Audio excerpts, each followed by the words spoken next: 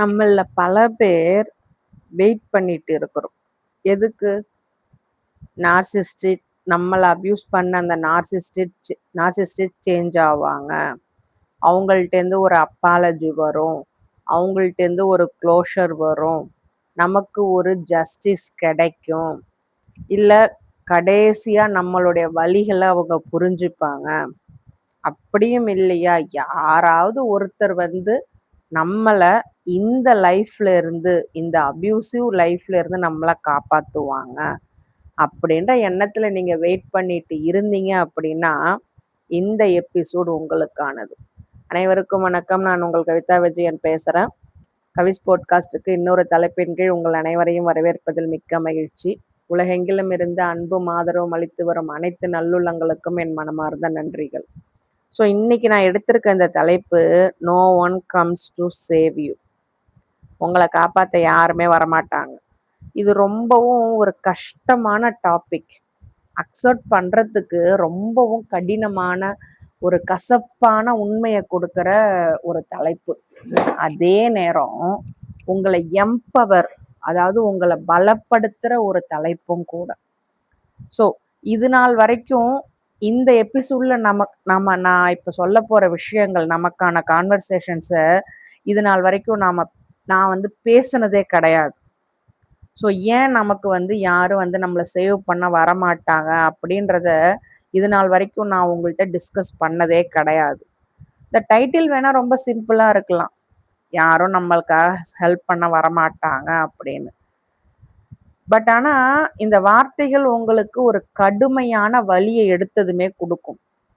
ஏன்னா நம்ம என்ன பண்ணியிருப்போம் அப்படின்னாக்க, நமக்கு ஏதாவது ஒரு கஷ்டம் ஆச்சு, இல்லை நமக்கு ஏதாவது ஒரு பிரச்சனை அப்படின்னா யாராவது வந்து நம்மளை காப்பாற்றுவாங்க. ஏன்னா குழந்தையிலேருந்து அப்படிதான் நம்பி வளர்ந்துட்டு இருக்கிறோம்.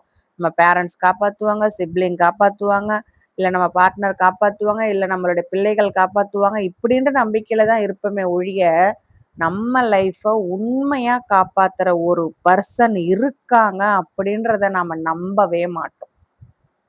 இந்த பர்சன் யாருன்னு தானே கேட்குறீங்க? போய் கண்ணாடியை பாருங்க. கண்ணாடியில தெரிகிற அந்த பிம்பம் மட்டும்தான் உங்களை காப்பாற்றும். வேற யாரும் உங்களை காப்பாற்ற மாட்டாங்க. அந்த உண்மையை நீங்க புரிஞ்சுக்கணும் அப்படின்னாக்க இந்த எபிசோட ஃபுல்லா கேளுங்க. புரியுதுங்களா? ஆனா இந்த வார்த்தைகள் உங்களுக்கு கடுமையான தாக்குதலை கொடுத்தாலும் இது வந்து நம்பிக்கை இல்லாத வார்த்தைகள் கிடையாது. இந்த எபிசோட் முடிவில் நான் உங்களுக்கு ப்ராமிஸ் பண்ணுறேன், நீங்கள் கிவ் அப் அப்படின்றத இனிமே பண்ணவே மாட்டீங்க. உங்கள் வாழ்க்கையில் கிவ் அப் அப்படின்ற ஒரு விஷயத்த நீங்கள் கையில் எடுக்கவே மாட்டீங்க.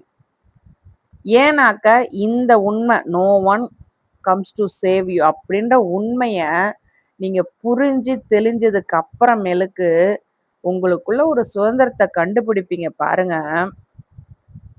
அது இந்த உலகத்துல யார் வந்து உங்களை காப்பாத்தினாலும் உங்களுக்கு கொடுக்கவே முடியாது.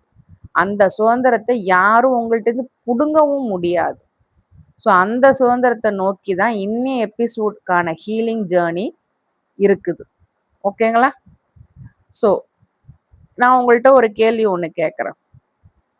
நீங்க இந்த மாதிரி வெயிட் பண்ணிட்டு இருக்கீங்க பார்த்தீங்களா, யாராச்சும் வருவாங்க அப்படின்னு வெயிட் பண்ணிட்டு இருக்கீங்க பார்த்தீங்களா?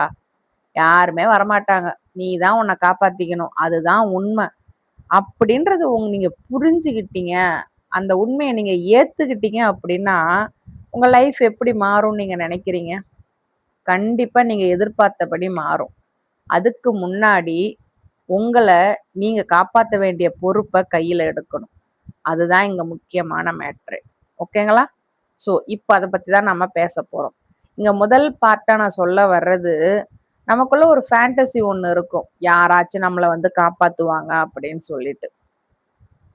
அது வந்து நம்ம மேல தப்பு கிடையாது. நமக்கு அப்படி ஒரு பிலீஃபை கொடுத்து வளர்த்துட்டாங்க. நமக்கு ஏதாவது ஒன்று ஆச்சுனாக்க நம்மளை காப்பாத்துறதுக்கு வருவாங்க, நாங்கள் உங்களை காப்பாற்ற நாங்கள் இருக்கிறோம் அப்படின்ற மாதிரி நம்ம லைஃப்பை நாம பார்க்க கத்து கொடுக்காம, நாங்க இருக்கிறோம் நாங்க இருக்கிறோம் நாங்க இருக்கிறோம்னு சொல்லி வளர்த்துக்கிட்டு வருவாங்க. ஆனா கல்யாணம்னு ஒண்ணு வர்றப்போ அப்படி அத்து விட்டுட்டு போவாங்க பாருங்க. அப்ப அத்துவான காட்டுல நிக்கிற மாதிரி நீங்க நிப்பீங்க. ஏன்னா இது வரைக்கும் எல்லாத்தையும் அவங்க பார்த்துட்டாங்களே, இனிமே நீங்க எப்படி ஹேண்டில் பண்ண முடியும்? தட்டு தடுமாறி உடஞ்சி அடி வாங்கி கஷ்டப்பட்டு மேலே தான் வந்தாகணும். அப்படித்தான் லைஃப் உங்களை கொண்டுட்டு போகும். ஏன்னா நான் அப்படிதான் வந்தேன்.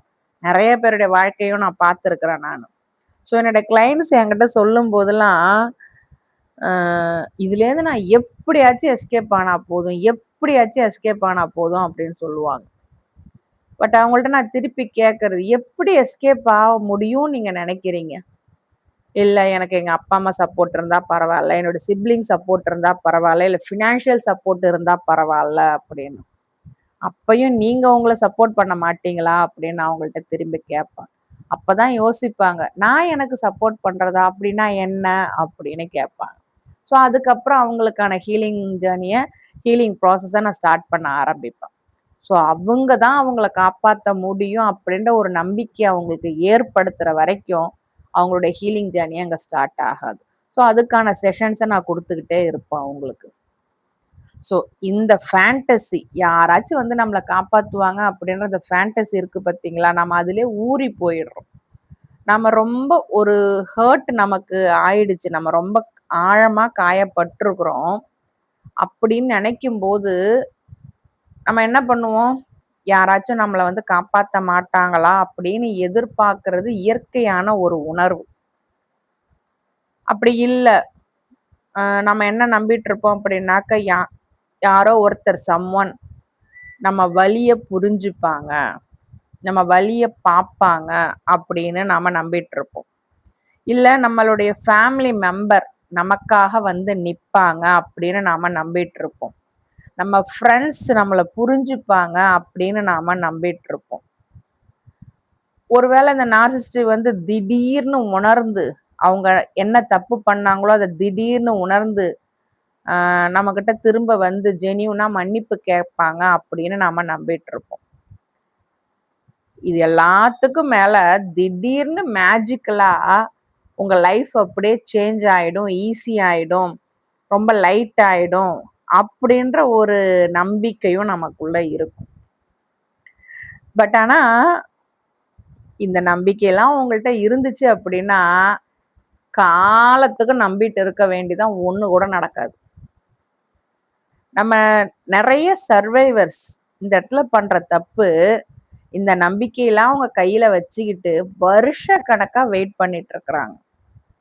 பட் ஆனா இது நடக்கவே போறது கிடையாது, நடக்கவே நடக்காது அப்படின்ற உண்மைய ஒரு கட்டத்துல அவங்க எல்லாத்தையும் இழந்ததுக்கு அப்புறமேலுக்கு தான் புரிஞ்சுப்பாங்க.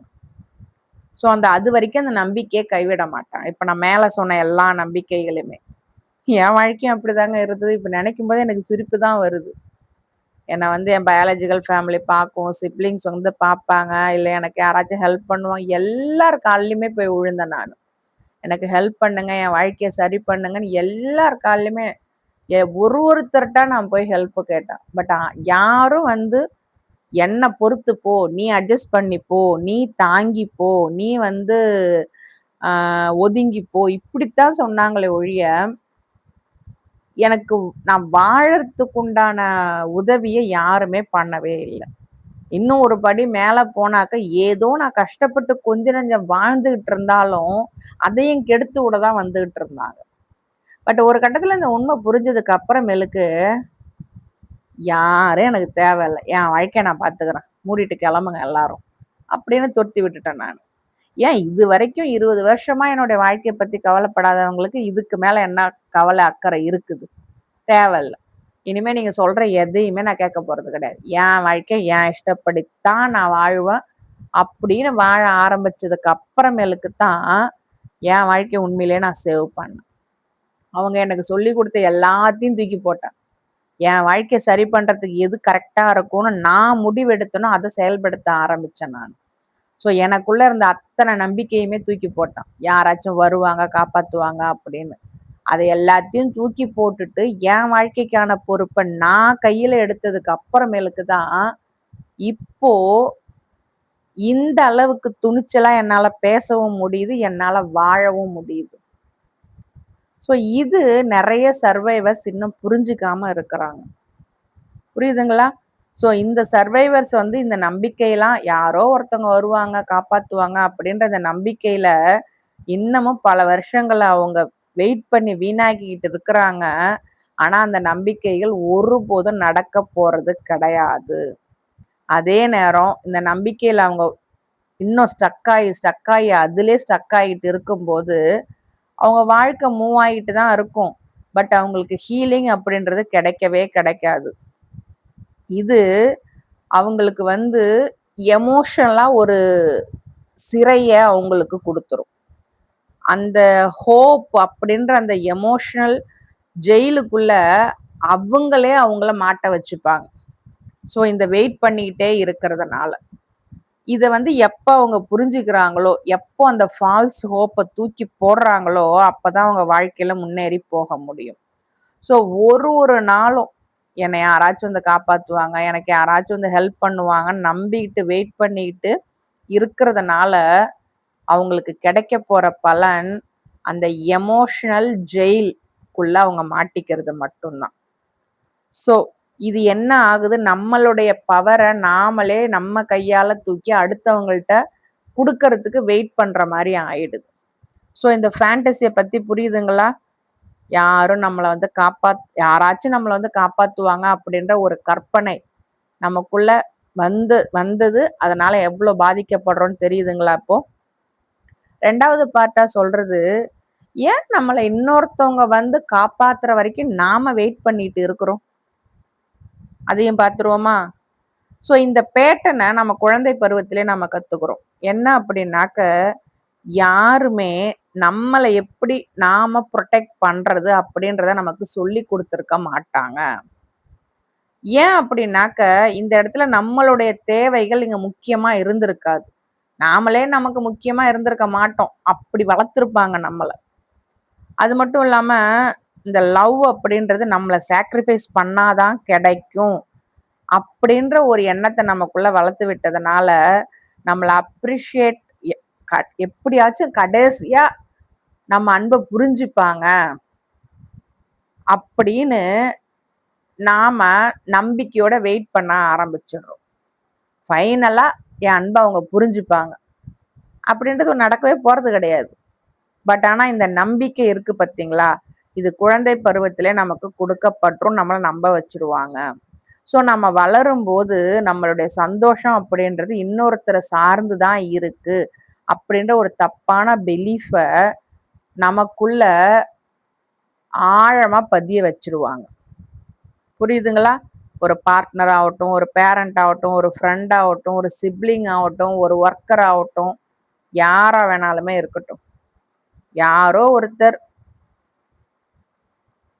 நமக்கு இந்த அன்பை காட்டுவாங்க. நாம இதுவரைக்கும் உணராத அந்த சேஃப்டிய நாம அவங்க கிட்ட உணருவோம் அப்படின்ற நம்பிக்கை உங்களுக்குள்ள குழந்தை பருவத்திலே விதைக்கப்பட்டுரும். ஸோ இந்த இடத்துல ஹீலிங் அப்படின்றது உங்களுக்கு வித்தியாசமான ஒரு விஷயத்த சொல்லி கொடுக்கும். என்ன அப்படின்னாக்க, எந்த ஒரு ரிலேஷன்ஷிப்பும் உங்க காயங்களை ஆத்தாது. எப்ப தெரியுமா அந்த காயங்கள் ஆறும்? நீங்க உங்க காயங்களை ரியலைஸ் பண்ணும்போது தான் அந்த காயங்கள் ஆறவே ஆரம்பிக்கும். வேற யார் என்ன பண்ணாலும் உங்களுக்குள்ள இருக்கக்கூடிய காயங்கள் ஆறாது. எந்த ஒரு பர்சனும் உங்களை சூஸ் பண்றதுனால உங்க செல்ஃப் ஒர்த் அப்படின்றது அங்க அதிகமாயிடாது, அங்க நிர்ணயிக்கப்படாது. நீங்க உங்களுடைய செல்ஃப் ஒர்த்தை நீங்க எதுக்கெல்லாம் டிசர்வ் அப்படின்னு நீங்க முடிவு பண்றீங்களோ அதுதான் உங்களுடைய செல்ஃப் ஒர்த். நான் சொல்றது புரியுதுங்களா? அதே மாதிரி வாழ்க்கையிலிருந்து உங்க வாழ்க்கைக்குள்ள ஒருத்தர் திடீர்னு உங்களை சேவ் பண்ணுவாங்க, ரெஸ்கியூ பண்ணுவாங்க அப்படின்னா யாரும் வரமாட்டாங்க. அந்த பவர் யாருக்கிட்ட இருக்கு அப்படின்னா உங்கள்கிட்ட மட்டும்தான் இருக்கு. உங்க வாழ்க்கையை சேஞ்ச் பண்ற பவர் இந்த உலகத்துல வேற யாருக்கிட்டையுமே கிடையாது, உங்ககிட்ட மட்டும்தான் இருக்கு. ஸோ ஏன் உங்களைன்னு சொல்றேன், இது பனிஷ்மெண்ட் எல்லாம் கிடையாதுங்க. யாருமே இல்லாம நீங்க மட்டும் உங்க வாழ்க்கையை போராடி ஜெயிக்கணும் அப்படின்றது பனிஷ்மெண்ட் கிடையாது இது. பட் ஆனா இந்த இடத்துல முக்கியமான ஒரு விஷயம், நீங்க அப்படின்றது உங்களுக்கு கிடைச்ச மிகப்பெரிய கிஃப்ட். அதை நீங்க இது வரைக்கும் உணரல. ஸோ உங்கள நீங்க திரும்ப ரீடிஸ்கவர் பண்ணும்போது தான் உங்க பவர் என்னன்றது உங்களுக்கு தெரியும். உங்க லைஃப உங்களால எந்த அளவுக்கு தூக்கி நிறுத்த முடியும் அப்படின்றது உங்களுக்கு தெரிய வரும். ஏன்னாக்க, உங்களுடைய ஃப்யூச்சர் அப்படின்றது இன்னொருத்தர் கைகள்ல கிடையவே கிடையாது. உங்க கைகள் எடுக்கிற முயற்சியில தான் உங்க ஃப்யூச்சர் அப்படின்றது அடங்கி இருக்கு. புரியுதுங்களா? ஸோ நம்ம எதுக்காக நாம வந்து சேவ் பண்ணப்படணும் அப்படின்னு நம்ம வெயிட் பண்ணிட்டு இருக்கிறோம். இது ஒரு பேட்டர்ன். இந்த பேட்டர்ன குழந்தை பருவத்திலே நமக்கு குடுத்துடுறாங்க. அத நம்பிக்கிட்டு வருஷ கணக்கா ஏன் ஆயுசு முழுக்குமே நம்பிக்கிட்டு வாழ்க்கை இழந்தவங்க இருக்காங்க. பட் நீங்க அப்படி இருக்காதீங்க. புரிஞ்சுக்கோங்க. யாருமே வந்து உங்கள காப்பாத்த மாட்டாங்க. யாரும் வந்து உங்க காயங்கள ஆத்த மாட்டாங்க. அதுக்கான பொறுப்பு முழுக்க முழுக்க உங்கள்ட்ட தான் இருக்கு. இது பனிஷ்மென்ட் கிடையாது. உங்க பவர நீங்க கண்டுபிடிக்கிற ஒரு யுக்தி. ஓகேங்களா? அடுத்து, இதுல 3வது பார்ட்டா நான் சொல்றது. என்னைக்கு நீங்க இன்னொருத்தவங்க வந்து காப்பாத்துவாங்க அப்படின்றத வெயிட் பண்றத நிறுத்துறீங்களோ, அந்த நிமிஷமே எல்லாம் மாறுங்க. கண்டிப்பா மாறும். அது என் அனுபவத்துல நான் புரிஞ்சுகிட்டேன். இன்னொருத்தவங்கள நம்பி இருக்கிற வரைக்கும், நீங்களா வாழவே முடியாது. பட் எப்போ நீங்க உங்கள நம்பி வாழறதுக்கு ஒரு சின்ன ஸ்டெப்ப எடுத்து வைக்கிறீங்களோ, அன்னைக்கே உங்க லைஃப் மாறும். ஸோ, இந்த ஹீலிங் ஜர்னி எனக்கு சொல்லிக் குடுத்தது இதுதான்.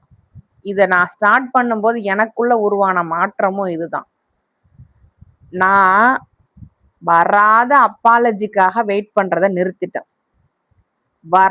கிடைக்கவே கிடைக்காத அந்த க்ளோஷருக்காக வெயிட் பண்றதையும் நிறுத்திட்டேன்.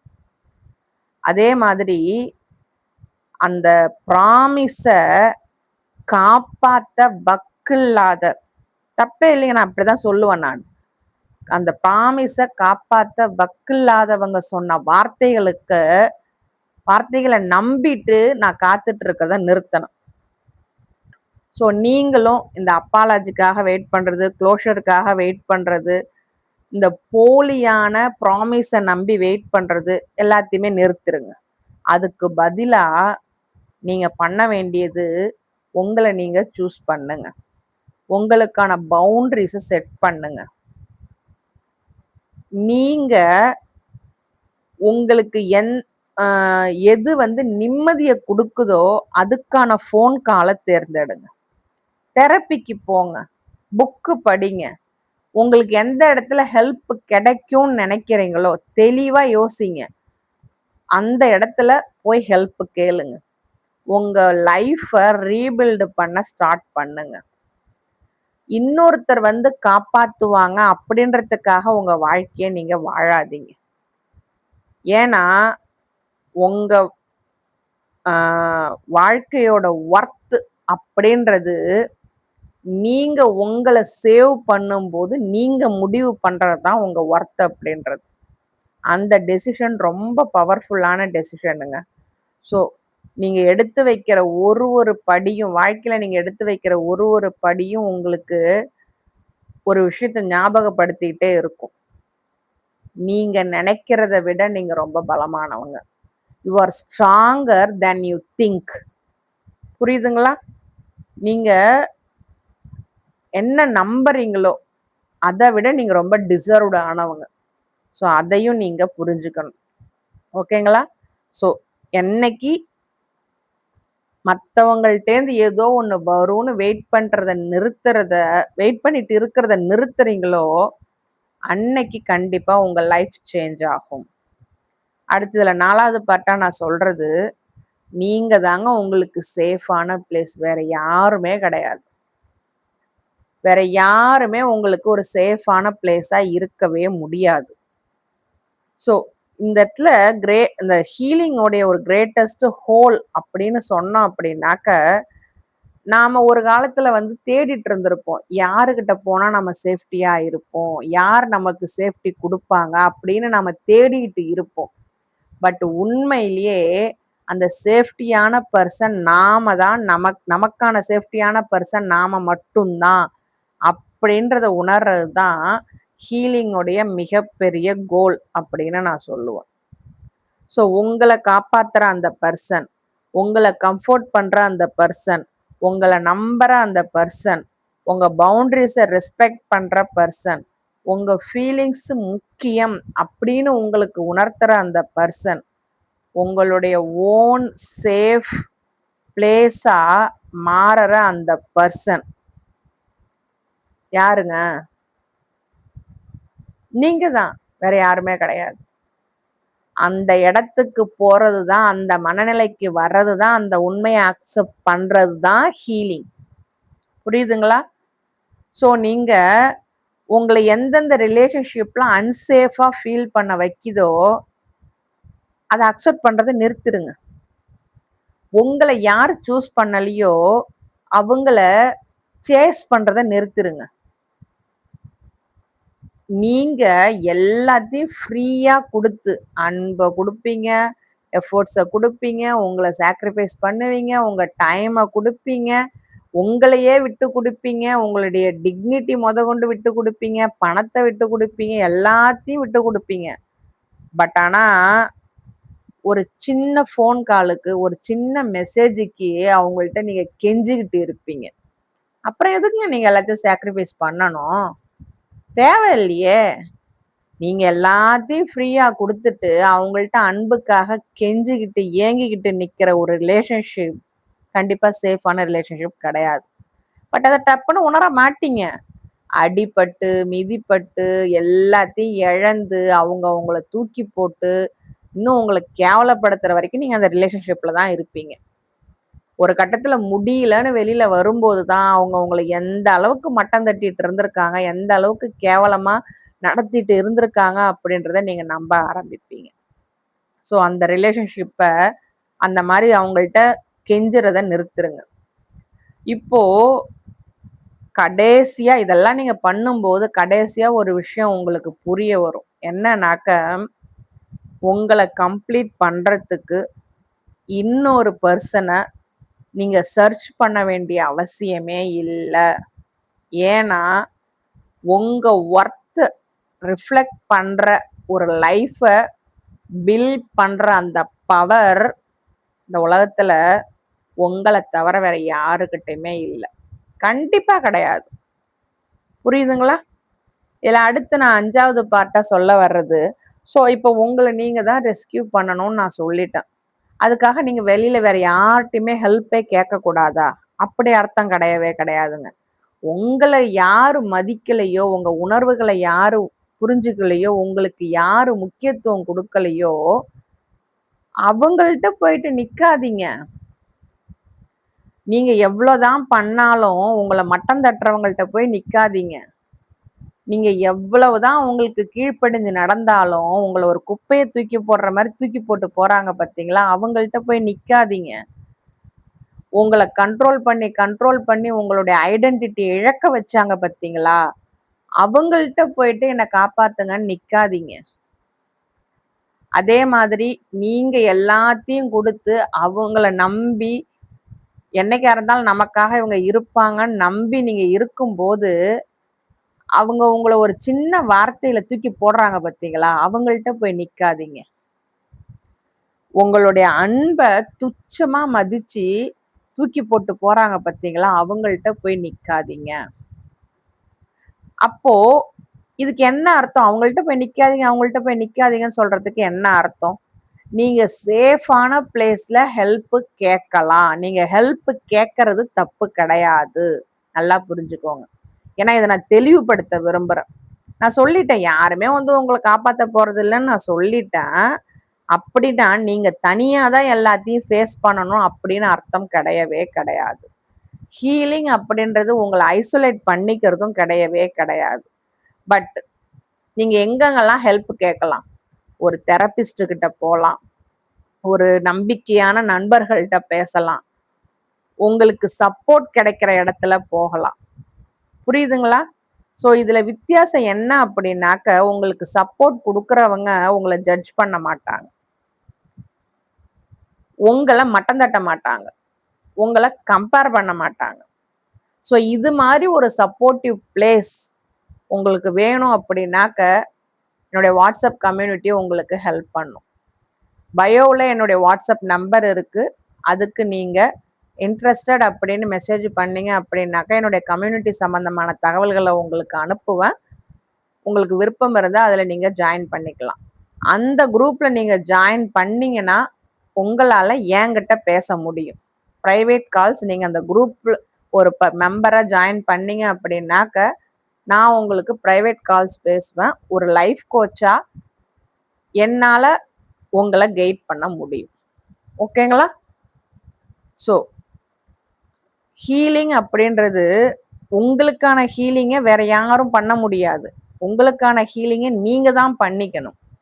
ஸோ இந்த இடத்துல இந்த ஹீலிங்கான சாய்ஸ் நீங்கள் சூஸ் பண்ணுறது உங்களுக்கானது மட்டுமா இருக்கணும், மற்றவங்களுக்கானதாக இருக்கக்கூடாது. இந்த இடத்துல தான் உங்களுடைய பவர் என்ன அப்படின்றத நீங்கள் உணரவும் ஆரம்பிப்பீங்க. ஸோ யாரும் நமக்கு ஹெல்ப் பண்ண வர மாட்டாங்க. அதே சமயம் உங்களை ஐசோலேட் பண்ணிக்காதீங்க. எந்த இடத்துல நீங்கள் சேஃபாக ஃபீல் பண்ணுறீங்களோ அந்த இடத்துல ஹெல்ப் கேளுங்க. அந்த இடத்துல அந்த ஹெல்ப்பை அக்செப்ட் பண்ணுங்க.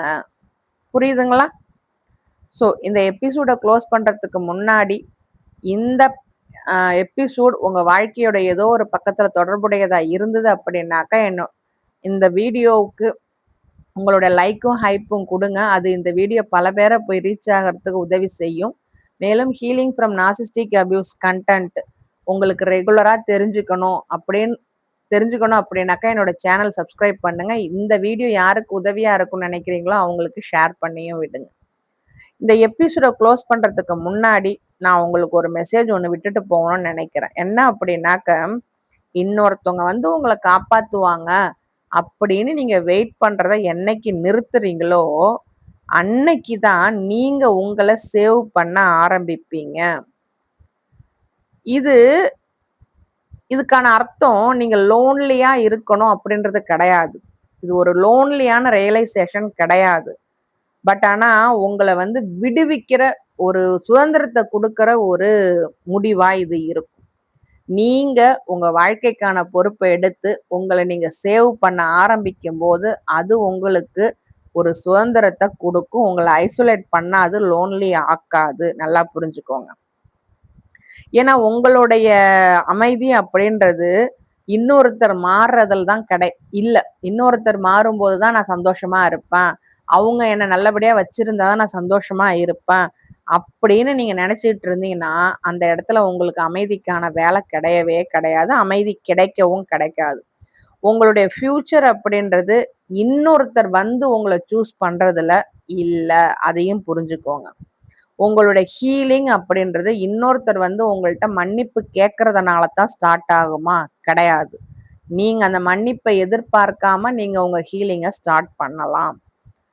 நீங்கள் எடுக்கிற ஒரு தைரியமான முடிவில் தான் உங்களுடைய ஹீலிங் அப்படின்றது அடங்கி இருக்குது. இந்த டெசிஷன் யாருக்காக நீங்கள் எடுக்கணும்? உங்களுக்காக மட்டும்தான் எடுக்கணும்.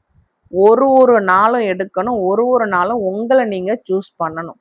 யாரும் தேவையில்லை, என் வாழ்க்கையை நான் பார்த்துக்கிறேன், அப்போ ரைட்டோ, என் முடிவுகளை நான் செயல்படுத்துகிறேன், என் முடிவு இதுதான் எனக்கு பிடிச்சிருக்கு, நான் செய்ய போகிறேன், இதுதான் என்னுடைய வாழ்க்கை, நான் என் வாழ்க்கையை வாழப்போகிறேன், எனக்காக வாழப்போகிறேன், எனக்கு பிடிச்ச மாதிரி நான் வாழப்போகிறேன் அப்படின்னு நீங்கள் ஆரம்பிங்க. மற்றவங்க சேவ் பண்ணுவாங்கன்னு வெயிட் பண்ணுறதை நிறுத்திடுங்க. ஒருவேளை ஒரு நாளும் உங்களை நீங்கள் சூஸ் பண்ண ஆரம்பிச்சிட்டீங்க அப்படின்னாக்க உங்களுக்கு கிடைக்கக்கூடிய அந்த சுதந்திரத்துக்கு அளவே இருக்காது. அந்த சுதந்திரம் உங்களுக்கு அமைதியை கொடுக்கும், அன்பை கொடுக்கும், ஹெல்தியான ரிலேஷன்ஷிப்பை கொடுக்கும், உண்மையான சந்தோஷத்தையும் உங்களுக்கு கொடுக்கும். ஸோ அந்த நம்பிக்கையை இந்த எபிசோடு உங்களுக்கு கொடுத்துருந்தது அப்படின்னா அதுதான் என் குரலுக்கான வெற்றி. நான் இந்த எபிசோடை கன்க்ளூட் பண்ணுறதுக்கு முன்னாடி உங்களுக்கு விட்டுட்டு போகிற மெசேஜ் இதுதான். நீங்கள் சர்வைவ் பண்ணிட்டு இருக்கீங்க.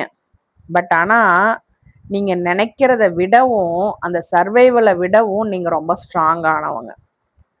இன்னொருத்தர் உங்களை காப்பாற்றணும் அப்படின்ற எண்ணத்தை விடுத்து நமக்கு நாம தான் இருக்கிறோம் அப்படின்ற எண்ணத்தை நீங்கள் வளர்த்துக்கிட்டீங்க அப்படின்னா உங்களோட இன்னர் கான்ஃபிடென்ஸ் அதிகமாகும். நீங்கள் இன்னொரு ஹீரோவுக்காக இனிமேல் வெயிட் பண்ணிட்டு இருக்கணுன்ற அவசியம் கிடையாது. யார் உங்களை காப்பாற்றணும்னு நீங்கள் நினைக்கிறீங்களோ, அது மாதிரி ஒரு பர்சனா நீங்க உங்களை மாத்திக்கோங்க. உங்களை மீண்டும் இன்னொரு தலைப்பின் கீழ் அடுத்த எபிசோட்ல வந்து சந்திக்கிறேன். உங்களுடைய பொறுமைக்கும் அமைதிக்கும் நன்றி.